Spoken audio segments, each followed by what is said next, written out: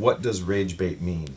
So rage bait is when you're intentionally making someone angry because it helps you, like, get more power, engagement, and things like that. Like social media engagement, more comments, Yes. and drives. Yes.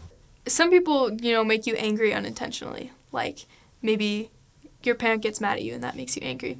But creators online will intentionally make content to arouse anger, and that ends up getting them more likes, more comments, more shares, and eventually more money.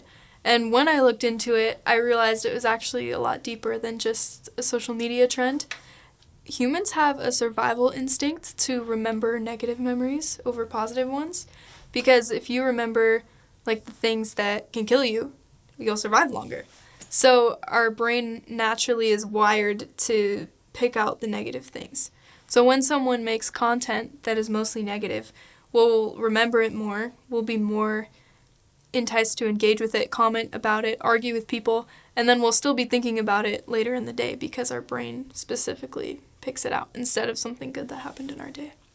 So it's almost like anger stickier. Yeah. And joy. I have a friend that I read a lot of their stuff, and they call it the Teflon concept. And like joy and peace, those just slip off like a slippery pan.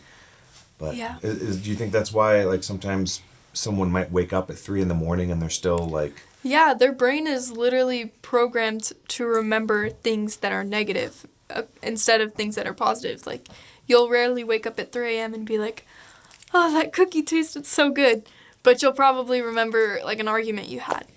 And so when people, not just adults and, like, older generations, get involved in it, I think the first step is, like, taking a look back and realizing, like, that's not your whole world.